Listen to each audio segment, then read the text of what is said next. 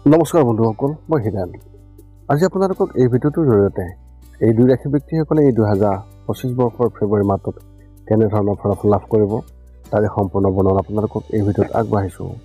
প্ৰথমে মোৰ চেনেলটো আপোনালোকে ছাবস্ক্ৰাইব কৰি ল'ব, যাতে মোৰ পিছৰ ভিডিঅ'বিলাক আপোনালোকে সহজে লাভ কৰিব পাৰে। লগতে মোৰ ভিডিঅ' যদি ভাল লাগে তেন্তে লাইক আৰু শ্বেয়াৰ কৰিব, কমেণ্ট কৰি আপোনালোকৰ মনোভাৱ প্ৰকাশ কৰিব। এতিয়া আহোঁ মূল বিষয়লৈ। ৰাশিৰ ব্যক্তিসকলে কেনেধৰণৰ ফলাফল লাভ কৰিব। সৰ্বপ্ৰথম পাৰিবাৰিক জীৱনৰ ক্ষেত্ৰত এনেধৰণৰ, পৰিয়ালত যদি কিবা বিবাদ চলি আছে তেন্তে সেয়া সমাধান হ'ব, যদিও কিবা নতুন বাধাৰ সৃষ্টি হ'ব পাৰে। মাটিৰ লগত জড়িত বিবাদ অতি শীঘ্ৰে সমাধান নহ'ব আৰু বিষয়টো আদালতত আবদ্ধ হৈ থাকিব পাৰে। যদি আপোনাৰ ভাইক আপোনাৰ ওপৰত খং কৰি আছে তেন্তে এই মাহত তেওঁৰ লগত কথা পাতিলে আপুনি পৰিস্থিতি ভাল কৰিব পাৰিব। মুঠৰ ওপৰত এই মাহটো আপোনাৰ পাৰিবাৰিক জীৱনৰ বাবে ইমান ভাল নহয়। এনে পৰিস্থিতিত যদি আপুনি বুদ্ধিমত্তাৰে কাম নকৰে তেন্তে পৰিস্থিতি ভয়াৱহ হৈ পৰিব পাৰে আৰু আপোনাৰ আত্মীয়ও আপোনাৰ এই বিষয়টো এটা নেতিবাচক ভাৱমূৰ্তি সৃষ্টি কৰিব পাৰে। ঘৰত বয়োজ্যেষ্ঠসকলে আপোনাৰ পৰা আঁতৰি থাকিব পাৰে বা খং কৰি থাকিব পাৰে। ব্যৱসায় আৰু চাকৰিৰ ক্ষেত্ৰত এনেধৰণৰ, মাৰ্কেটিঙৰ ক্ষেত্ৰত কাম কৰিলে আপুনি এই মাহত নতুন গ্ৰাহক পাব, কিন্তু তেওঁলোকৰ প্ৰতি আপুনি গুৰুত্ব নিদিলে পিছলি যাব পাৰে। ব্যৱসায়ীসকলে এই মাহত নিজৰ কাম বা বজাৰত অধিক খৰচ কৰিব। আয় ইমান নহ'ব, কিন্তু কিছুমান ভাল চুক্তি হ'ব পাৰে যিবোৰ ভৱিষ্যতে লাভজনক বুলি প্ৰমাণিত হ'ব। আপোনাৰ চাকৰিটোত বহু ধৰণৰ সমস্যাৰ সৃষ্টি হ'ব, কিন্তু ধৈৰ্যৰে কাম কৰিলে সেইবোৰ সমাধান হ'ব। অৱশ্যে কাৰ্যালয়ত কাম কৰা ব্যক্তিসকলৰ বাবে আপুনি শলাগ ল'ব লাগিব আৰু সহকৰ্মীৰ পৰাও আপুনি সম্পূৰ্ণৰূপে সমৰ্থন পাব, যিয়ে কামৰ বোজা অলপ হ্ৰাস কৰিব। শিক্ষা আৰু কেৰিয়াৰ ক্ষেত্ৰত এনেধৰণৰ, যদি আপুনি বৰ্তমান একাদশ বা দ্বাদশ শ্ৰেণীত আছে তেন্তে পঢ়া শুনাৰ ক্ষেত্ৰত অধিক মানসিক চাপ থাকিব আৰু আপুনি বেছিভাগ সময় পঢ়া শুনাত কটাব। কলেজত পঢ়া ছাত্ৰ ছাত্ৰীসকলৰ বাবে কিছুমান কথাত আবদ্ধ হৈ থাকিব পাৰে আৰু কি কৰিব আৰু কি নকৰিব সেই বিষয়ে বিভ্ৰান্ত হৈ থাকিব। এনে পৰিস্থিতিত ছিনিয়ৰৰ গাইডেন্স বহু উপযোগী হ'ব। যদি আপুনি চৰকাৰী পৰীক্ষাৰ বাবে প্ৰস্তুতি চলাই আছে তেন্তে সুখী হওক, কাৰণ এই মাহত আপুনি ভাল ফলাফল পাব পাৰে। আপোনাৰ কষ্টৰ ফল পাব আৰু ভৱিষ্যতৰ পথ মসৃণ হ'ব। স্নাতকোত্তৰ ছাত্ৰ ছাত্ৰীসকলে নিজৰ কেৰিয়াৰৰ প্ৰতি সচেতন হ'ব আৰু সেই অনুসৰি কাম কৰিব। প্ৰেমৰ ক্ষেত্ৰত এনেধৰণৰ, এই মাহটো প্ৰেমৰ সম্পৰ্কৰ বাবে ইমান ভাল নহয়, বিশেষকৈ যদি আপুনি বিবাহিত। এই মাহত আপোনাৰ ৰাশিফলত চন্দ্ৰৰ অৱস্থান ইমান ভাল নহয়, যাৰ বাবে হয় আপুনি আপোনাৰ পত্নী বা স্বামীৰ স্বাস্থ্যৰ অৱনতি দেখিবলৈ পাব। ইয়াত বিশেষ প্ৰব্লেম থাকিব পাৰে। সম্পৰ্কত বিভাজন হ'ব পাৰে। আপোনাৰ পত্নীয়ে বা আপোনাৰ স্বামীয়ে আপোনাক সন্দেহ কৰিব আৰু আপুনি সোনকালে সমাধান কৰিব নোৱাৰিব। যদি আপুনি ইতিমধ্যে কাৰোবাৰ লগত প্ৰেমৰ সম্পৰ্কত আছে তেন্তে এই মাহত আপোনাৰ সংগীৰ সৈতে কোনো ধৰণৰ কাজিয়াত আপুনি লিপ্ত নহ'ব বা তেওঁলোকৰ লগত এনে কোনো কথা নক'ব যিয়ে বিবাদৰ ৰূপ ল'ব পাৰে। অবিবাহিত লোকসকলে হতাশ অনুভৱ কৰিব। ক'ৰবাত কথা পাতি থাকিলেও সেয়া আপোনাৰ আবদ্ধ হৈ পৰিব পাৰে আৰু ইয়াৰ প্ৰবলতা দেখিবলৈ পোৱা গৈছে। স্বাস্থ্যৰ ক্ষেত্ৰত এনেধৰণৰ, আপুনি শাৰীৰিকভাৱে সুস্থ হৈ থাকিব আৰু নতুন শক্তিৰ সৃষ্টি হ'ব। যদি আপুনি ইতিমধ্যে কোনো গুৰুতৰ ৰোগৰ সন্মুখীন হৈ আছে তেন্তে ইয়াৰ পৰা আপুনি সকাহ পাব। মাহৰ মাজভাগত মূৰৰ বিষৰ সমস্যা হ'ব পাৰে, কিন্তু সোনকালে নাইকিয়া হ'ব। মাহৰ শেষত বাহিৰলৈ ওলাই যোৱাৰ সময়ত আপুনি সাৱধানতা অৱলম্বন কৰক। এই মাহত আপুনি মানসিক সমস্যাৰ সন্মুখীন হ'ব লাগিব। পাৰিবাৰিক বিসংগতি বা সংগীৰ সৈতে সম্পৰ্কত দূৰত্বৰ বাবে মানসিক চাপ আহিব পাৰে। ইয়াৰ বাবে মূৰৰ বিষ বা টোপনিৰ অভাৱ বা আপোনাৰ মনত হেৰাই যোৱা সমস্যাই আপোনাক আমনি কৰিব। ধৈৰ্যৰে কাম কৰিলে পৰিস্থিতি নিশ্চয় নিয়ন্ত্ৰিত হ'ব। আপোনাৰ এই মাহত শুভ সংখ্যা হিচাপে 2 আৰু শুভ ৰং হিচাপে আপুনি এই মাহত কমলা ৰং ব্যৱহাৰ কৰিব পাৰে। এতিয়া আপোনালোকক মেঘৰাশি ব্যক্তিসকলৰ এক বিশেষ উপায় আপোনালোকক আগবঢ়া হৈছে। ৰাতিপুৱা কমেও আধা ঘণ্টা যোগ বা প্ৰণাম কৰাৰ অভ্যাস গঢ়ি তুলিলে আপোনাৰ পৰিস্থিতি বহুত পৰিমাণে উন্নত হ'ব আৰু ৰাতি শুই উঠাৰ আগতে কমেও 15 মিনিট ধ্যান ভংগীমাত বহি থাকিলে আপোনাৰ টোপনিৰ ক্ষেত্ৰতো ভাল হ'ব আৰু আপোনাৰ মানসিকৰ ক্ষেত্ৰতো যথেষ্ট আপুনি উন্নতি লাভ কৰিব পাৰিব। মেষ ৰাশিৰ ব্যক্তিসকলে কেনেধৰণৰ ফলাফল লাভ কৰিব? সৰ্বপ্ৰথম পাৰিবাৰিক জীৱনৰ ক্ষেত্ৰত এনেধৰণৰ। পাৰিবাৰিক জীৱনত এই মাহত আপোনাৰ ঘৰত কিবা এটাৰ সন্দৰ্ভত এখন সভা আয়োজন হ'ব পাৰে। যিকোনো পুৰণি বিবাদ সমাধান কৰিব পাৰিব। ঘৰুৱা কিছুমান কামৰ বাবে ওলাই যাব লাগিব পাৰে। ইয়াৰ বাবেও আপোনাৰ কিছুদিন লাগিব পাৰে। যদি কেইবছৰমান ঘৰত কোনো কাম হোৱা নাই তেন্তে সেয়াও আপোনাৰ এই মাহতে পূৰণ হ'ব। আপোনাৰ পৰিয়ালৰ লোকসকলে ইজনে সিজনৰ লগত ভালদৰে মিলিব, কিন্তু তাৰ মাজত তিক্ততা সৃষ্টি কৰিব পৰা প্ৰয়াস তেওঁলোকৰ ঘনিষ্ঠ কোনোবাই কৰিব। এনে পৰিস্থিতিত যদি আপুনি ধৈৰ্যৰে কাম কৰে তেন্তে পৰিস্থিতি নিয়ন্ত্ৰিত হ'ব। মাহৰ শেষত কিছুমান বিষয়ক লৈ তৰ্ক হ'ব যদিও বিষয়টো তীব্ৰতৰ নহ'ব। ব্যৱসায় আৰু চাকৰিৰ ক্ষেত্ৰত এনেধৰণৰ।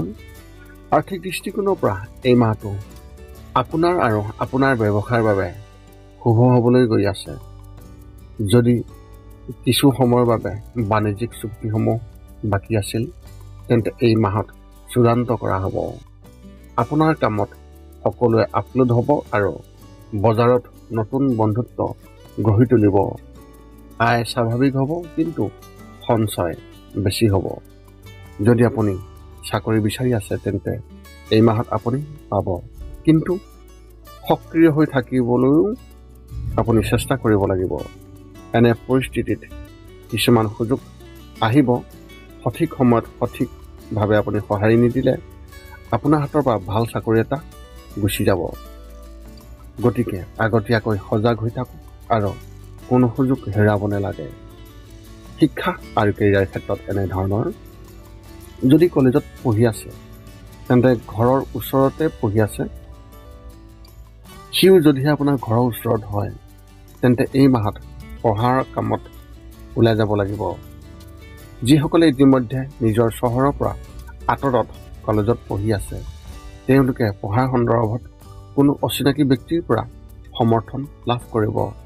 এনে পৰিস্থিতিত সেই ব্যক্তিজনৰ পৰামৰ্শ অতি উপযোগী হ'ব, যিয়ে আপোনাৰ ভৱিষ্যতে বিশেষ পথ প্ৰদৰ্শন কৰিব।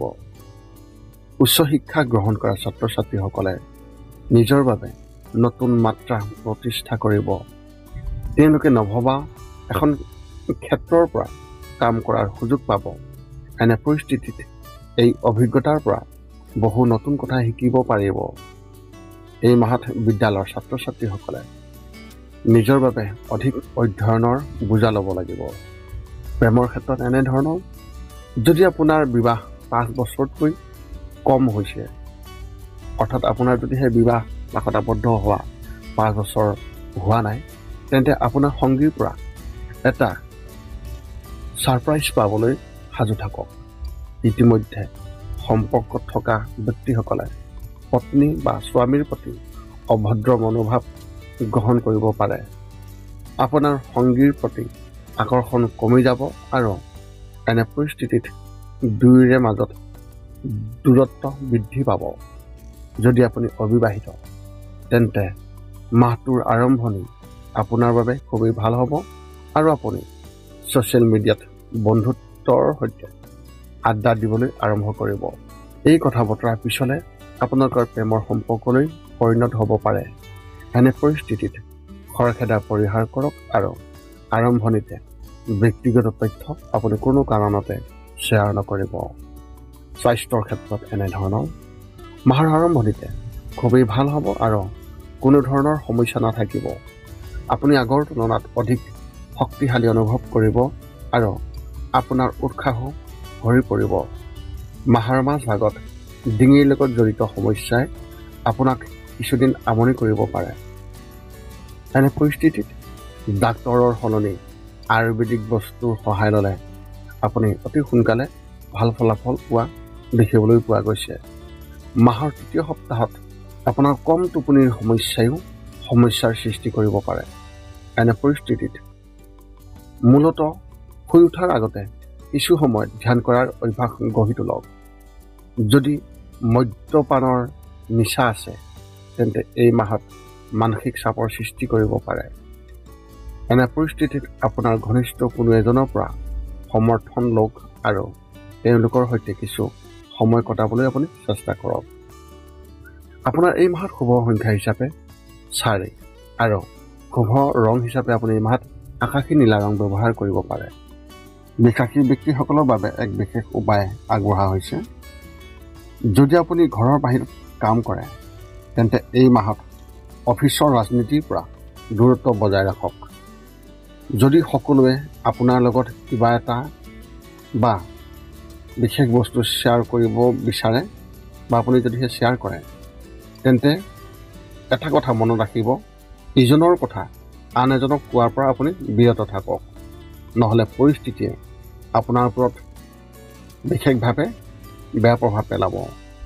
মূলতঃ এই মাহত আপুনি এই কথাটো মনত ৰাখিব লাগিব। এতিয়া আপুনি সকলো তথ্য লাভ কৰাৰ পিছত এই 5টা কাম কৰিবলৈ আপুনি যিমান পাৰি চেষ্টা কৰক। সৰ্বপ্ৰথমটো হৈছে আপুনি আপোনাৰ শৰীৰটো সুস্থ কৰি ৰাখিবলৈ দৈনিক যোগাসন কৰক, য'ত মূলতঃ 10 মিনিটৰ বাবে ওমকাৰ মন্ত্ৰ, 10 মিনিটৰ বাবে কপালভাতি আৰু 10 মিনিটৰ বাবে অনুলোম বিলোম। ইয়াৰ লগে লগে আপোনাৰ শাৰীৰিক আৰু মানসিক স্বাস্থ্য একেবাৰে নিখুঁত হৈ থাকিব। 2 নম্বৰটো হৈছে ৰাতি শোৱাৰ আগতে নিস্তব্ধ আৰু নিৰ্জন ঠাইত 10 পৰা 20 মিনিট ধ্যান কৰিব লাগে। ইয়াৰ দ্বাৰা 2টা উপকাৰ পোৱা যায়। এটা হ'ল আপুনি ভাল টোপনি পাব আৰু দ্বিতীয়টো হৈছে পিছদিনা আপুনি সতেজ অনুভৱ কৰিব। ধ্যান কৰি থাকোঁতে মধ্যমীয়া শব্দৰ শান্ত সংগীতো আপুনি শুনিব পাৰে। 3 নম্বৰটো হৈছে প্ৰতি মংগলবাৰে পুৱা নিশ্চয় হনুমান চালিচা পাঠ কৰক আৰু হনুমান মন্দিৰ দৰ্শন কৰক, নতুবা আপুনি বিষ্ণু মন্দিৰ দৰ্শন কৰক। ইয়াৰ দ্বাৰা আপোনাৰ আৰু আপোনাৰ পৰিয়ালৰ যিকোনো সদস্যৰ সংকট দূৰ হ'ব আৰু সদায় সুখ আৰু শান্তি থাকিব। 4 নম্বৰটো হৈছে ঘৰৰ বাহিৰত গৰু আৰু কুকুৰক প্ৰতিদিনে আপুনি পাৰিলে খাদ্য খুৱাব লাগে। খাদ্য খোৱাওক আৰু যদি পাৰে চৰাই চিৰিকটি আদিকো খাদ্য আৰু পানীৰ যোগান ধৰক। এই পৃথিৱীখন যিমান আমাৰ সিমানেই সিহঁতৰো। নিতৌ ইহঁতক খুৱাই আমি তেওঁলোকৰ পৰা এক আশীৰ্বাদ লাভ কৰিব পাৰোঁ আৰু আমাৰ ওপৰত থকা গ্ৰহবোৰৰ কুপ্ৰভাৱ দূৰ হ'ব। সদশেষত 5 নম্বৰটো হৈছে আপুনি পাৰিলে মাজে মাজে চৌপাশৰ দুখীয়া ব্যক্তিসকলক আপুনি পাৰিলে সহায় কৰক আৰু ভোকাতুৰ ব্যক্তিসকলক আপুনি পাৰিলে খুৱাবলৈ চেষ্টা কৰক। এয়া আছিল এই 2025 বৰ্ষৰ ফেব্ৰুৱাৰী মাহটোত বিশ্বাসী ব্যক্তিসকলে লাভ কৰিবলগীয়া সম্পূৰ্ণ ৰাশিফলৰ বৰ্ণন। যদি আপোনাৰ মনত এতিয়াও কিবা জ্যোতিষ সম্বন্ধীয় প্ৰশ্ন আছে তেন্তে আপুনি আমাক আপোনালোকৰ প্ৰশ্ন কমেণ্ট বক্সত আমাক আগবঢ়াওক আৰু আমি আপোনালোকৰ প্ৰশ্নৰ উত্তৰ সকলো সময়তে দিবলৈ আমি সাজু থাকোঁ। যদি আপোনাৰ এই ভিডিঅ'টো ভাল লাগিছে তেন্তে লাইক আৰু শ্বেয়াৰ কৰিব, কমেণ্ট কৰিব। পুনৰ লগ পাম অন্য এটা ভিডিঅ'ত। আজিলৈ ধন্যবাদ।